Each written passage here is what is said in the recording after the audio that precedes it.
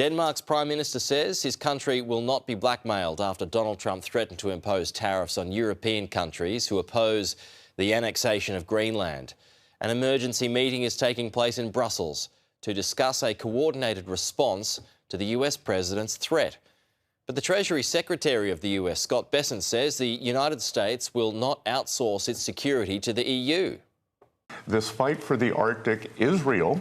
We would keep our NATO guarantees, and if there were an attack on Greenland from Russia, from some other area, we would get dragged in. So better now, peace through strength, make it part of the United States, and there will not be a conflict, because the United States right now, we are the hottest country in the world, we are the strongest country in the world. The Europeans project weakness, the US projects strength. In a joint response by Denmark, Finland, France, Germany, the Netherlands, Norway, Sweden and the UK, they say, as members of NATO, we're committed to strengthening Arctic security as a shared transatlantic interest. We stand in full solidarity with the Kingdom of Denmark and the people of Greenland. Tariff threats undermine transatlantic relations and risk a dangerous downward spiral. We'll continue to stand united and coordinated in our response.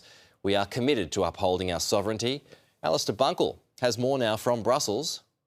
I think there's a realisation, the penny is dropping, that Donald Trump is, he's not joking, he's not messing around about his desire to own Greenland one way or the other, and he seems to be determined to push ahead with it. And the sort of response to that and the response to the tariffs that he is putting against some of the European countries has given a united pushback from countries across Europe who all oppose it. The question is what to do about it.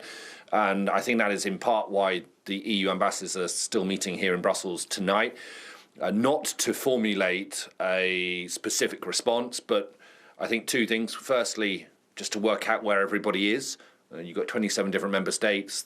The EU can rarely have unanimous agreement on anything. People have different national interests, countries have different national interests, and no, that's the case this time. So they'll be establishing, who sits where, as it were.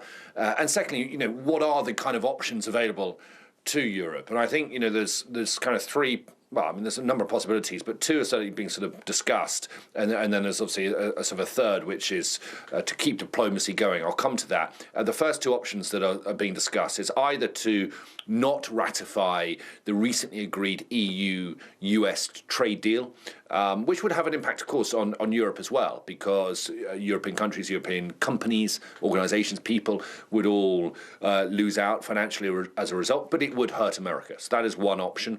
The second option is something called the anti-coercion instrument. This was kind of brought in really to push back against countries that would be perceived to be hostile against the EU, the likes of China, for example, an economic powerhouse, to stop them sort of basically forcing Europe into situations it doesn't like. So the idea that could be used against Europe's kind of strongest external historical ally, the United States, is quite extraordinary.